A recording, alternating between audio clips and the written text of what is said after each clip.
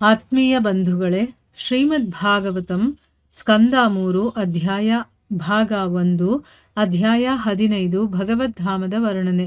ಇದರಿಂದ ಇವತ್ತು 34ನೇ ಶ್ಲೋಕವನ್ನು ತಿಳ್ಕೊಳ್ಳೋಣ. ಶ್ಲೋಕ 34.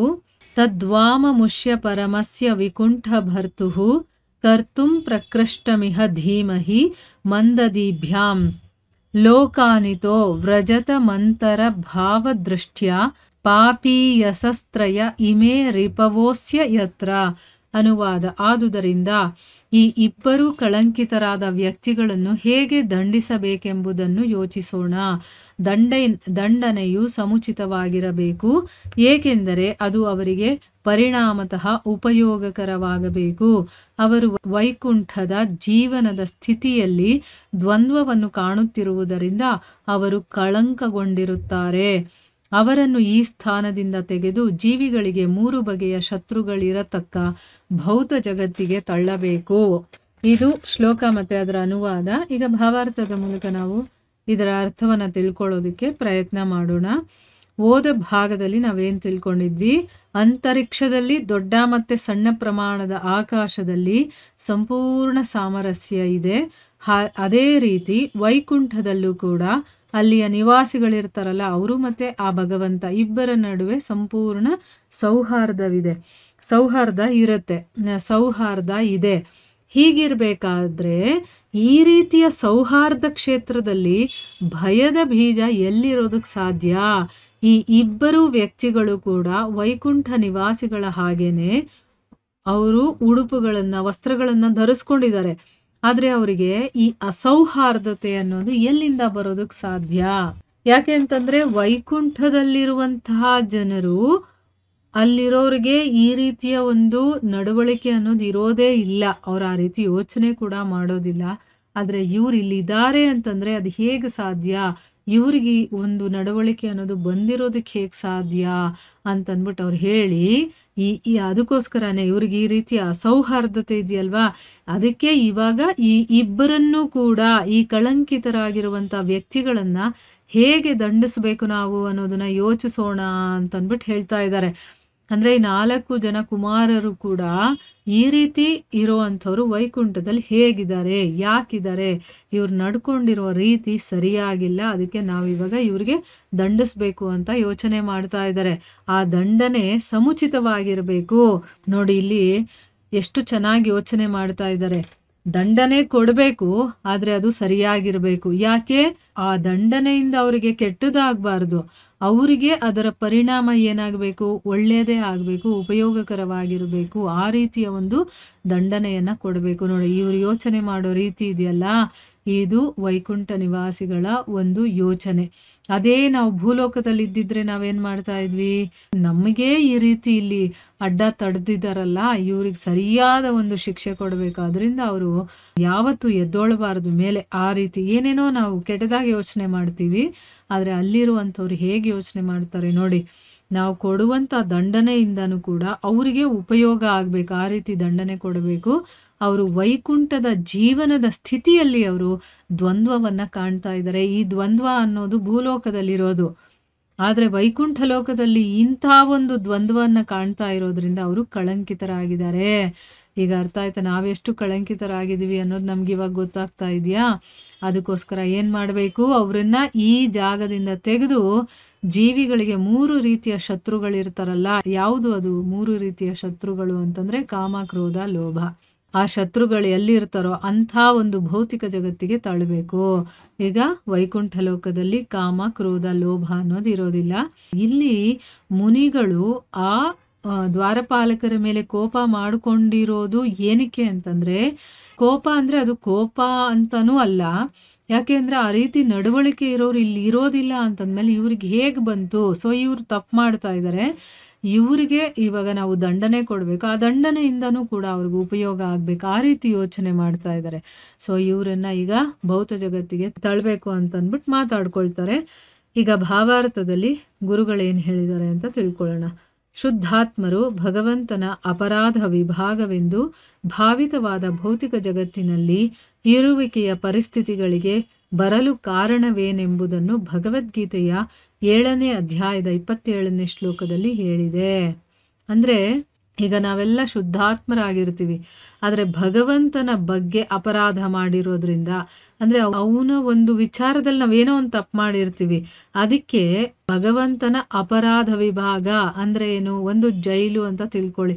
ಈಗ ಏನಾದರೂ ತಪ್ಪು ಮಾಡಿದ್ರೆ ಎಲ್ಲಾದರೂ ಒಂದು ಕಡೆ ಜೈಲಲ್ಲಿ ಹಾಕ್ತಾರಲ್ವಾ, ಅದೇ ರೀತಿ ಅಪರಾಧ ವಿಭಾಗ ಅಂತಂದರೆ ಈ ಒಂದು ಸೃಷ್ಟಿಯಲ್ಲಿ ಅದು ಭೌತಿಕ ಜಗತ್ತು. ಅಲ್ಲಿ ಇರೋದಕ್ಕೆ, ಆ ಪರಿಸ್ಥಿತಿಗೆ ನಾವು ಬರೋದಕ್ಕೆ ಕಾರಣ ಏನು ಅಂದರೆ ನಾವು ಅಪರಾಧ ಮಾಡಿರೋರು ಅಂತ ಅನ್ನಿಸ್ಕೊಳ್ಳೋದಕ್ಕೆ ಕಾರಣ ಏನು ಅನ್ನೋದ್ರ ಬಗ್ಗೆ ಭಗವದ್ಗೀತೆಯ 7ನೇ ಅಧ್ಯಾಯದ 27ನೇ ಶ್ಲೋಕದಲ್ಲಿ ಭಗವಂತ ಹೇಳಿದ್ದಾನೆ. ಆ ಶ್ಲೋಕ ಯಾವುದು ಅಂತಂದರೆ ಇಚ್ಛಾ ದ್ವೇಷ ಸಮುತ್ಥೇನ ಅಂತ ಬರುತ್ತಲ್ಲ ಆ ಶ್ಲೋಕ. ಅದರಲ್ಲಿ ಅವನು ಹೇಳ್ತಾನೆ, ಭರತ ವಂಶಜನಾದ ಅರ್ಜುನನೇ, ಶತ್ರುಗಳನ್ನ ಜಯಿಸುವವನೇ, ಆಸೆ ದ್ವೇಷಗಳಿಂದ ಹುಟ್ಟಿದ ದ್ವಂದ್ವಗಳಿಂದಾಗಿ ಎಲ್ಲ ಜೀವಿಗಳು ಹುಟ್ಟುವಾಗಲೇ ಭ್ರಾಂತಿಯನ್ನು ಹೊಂದಿರುತ್ತವೆ. ನೋಡಿ, ಇಲ್ಲಿ ಕೃಷ್ಣ ಅರ್ಜುನನಿಗೆ ಹೇಳ್ತಾನೆ, ಶತ್ರುಗಳನ್ನೇ ನೀನು ಜಯಿಸಿದ್ಯಾ ಅಂದರೆ ಇಲ್ಲಿ ನೀನು ಶತ್ರುಗಳನ್ನ ಜಯಿಸಿರೋನು. ಶತ್ರುಗಳು ಅಂತಂದ್ರೆ ಇಲ್ಲಿ ಶಾರೀರಿಕವಾಗಿ ಶತ್ರುಗಳಾಗಿರ್ತಾರಲ್ಲ ಅವರು ಕೂಡ, ಮತ್ತೆ ಈ ಶತ್ರುಗಳು ಅಂತ ಈಗ ಗುರುಗಳು ಏನು ಹೇಳಿದ್ರು 3 ಬಗೆಯ ಶತ್ರುಗಳು, ಕಾಮ ಕ್ರೋಧ ಲೋಭ ಅಂತ, ಅದನ್ನೂ ಕೂಡ ನೀನು ಜಯಿಸಿರೋನು ಅಂತ ಅರ್ಥ ಆಗುತ್ತೆ. ಆದರೆ ಆಸೆ ದ್ವೇಷಗಳಿಂದ ಹುಟ್ಟಿರುವಂಥ ದ್ವಂದ್ವಗಳಿಂದಾಗಿ ಎಲ್ಲ ಜೀವಿಗಳು ಕೂಡ ಹುಟ್ತಾನೆ ಅವರು ಭ್ರಾಂತಿಯನ್ನು ಹೊಂದಿರ್ತಾರೆ. ಅಂದರೆ ಏನು, ನಾವು ಯಾರು ಏನು ಅನ್ನೋದೆಲ್ಲ ಅವರು ಮರೆತು ನಾನೇ ಒಡೆಯ ಅನ್ನುವಂಥ ಭಾವನೆಯಲ್ಲಿ ಅವರು ಇರ್ತಾರೆ ಅಂತ ಅರ್ಥ. ಸೊ ಜೀವಿಯು ಪರಿಶುದ್ಧನಾಗಿರುವವರೆಗೆ ಅವನು ಭಗವಂತನ ಇಚ್ಛೆಗಳೊಂದಿಗೆ ಪೂರ್ಣ ಸಮರಸವಾಗಿರುತ್ತಾನೆ. ಆದರೆ ಅವನು ಅಶುದ್ಧನಾದ ಕೂಡಲೇ ಭಗವದ್ ಇಚ್ಛೆಗಳೊಂದಿಗೆ ಹೊಂದಿಕೆ ಇಲ್ಲದವನಾಗುತ್ತಾನೆ ಎಂದು ಹೇಳಿದೆ. ಅಂದರೆ ಒಬ್ಬ ಜೀವಿ ಎಲ್ಲಿವರೆಗೂ ಪರಿಶುದ್ಧನಾಗಿರ್ತಾನೋ ಅವನು ಭಗವಂತನ ಇಚ್ಛೆಗಳು ಏನಿದೆಯೋ ಅದ್ರ ಜೊತೆಗೆ ಇವನ ಇಚ್ಛೆಗಳನ್ನು ಸೇರಿಸ್ಕೊಂಡು ಅವನು ಸಮರಸವಾಗಿರ್ತಾನೆ. ಅಂದರೆ ಅರ್ಥ ಏನು, ಭಗವಂತನ ಇಚ್ಛೆನೇ ನನ್ನ ಇಚ್ಛೆ, ಅವನಿಗೆ ತೃಪ್ತಿಪಡಿಸೋದೇ ನನ್ನ ಕೆಲಸ, ಆ ರೀತಿ ಒಂದು ಅರ್ಥ ಮಾಡಿಕೊಂಡು ಭಗವಂತನ ಸೇವೆಯಲ್ಲಿ ಇರ್ತಾನೆ. ಆದರೆ ಯಾವಾಗ ಅವನು ಅಶುದ್ಧನಾಗ್ತಾನೋ ಆಗ ಭಗವಂತನಿಗೆ ಏನು ಇಚ್ಛೆ ಇರುತ್ತೋ ಅದ್ರ ಜೊತೆ ಅವನು ಹೊಂದ್ಕೊಳ್ಳೋದಿಲ್ಲ. ಭಗವಂತನಿಗೋಸ್ಕರ ನಾನು ಯಾಕೆ ಮಾಡಬೇಕು, ನನ್ನ ಇಷ್ಟದ ಪ್ರಕಾರ ನಾನು ಇರ್ತೀನಿ, ಅವನು ಹೇಳಿದಾಗ ನಾನು ಯಾಕೆ ಹೇಳಬೇಕು ಅಂದರೆ ಅಲ್ಲಿ ಭಗವಂತನೇ ಇಲ್ಲ ಅಂತ ಕೂಡ ಹೇಳ್ಬಿಡ್ತಾನೆ ಅವನು. ಆ ರೀತಿಯೆಲ್ಲ ಅವನು ಯೋಚನೆ ಮಾಡೋದಕ್ಕೆ ಶುರು ಮಾಡ್ತಾನೆ. ಕಳಂಕದಿಂದಾಗಿ ಜೀವಿಗಳಿಗೆ ಕಾಮ ಕ್ರೋಧ ಲೋಭ ಎಂಬ 3 ಬಗೆಯ ವೈರಿಗಳಿರುವ ಈ ಭೌತ ಜಗತ್ತಿಗೆ ಬಲಾತ್ಕಾರದಿಂದ ಅವನು ವರ್ಗಾವಣೆಗೊಳ್ಳುತ್ತಾನೆ.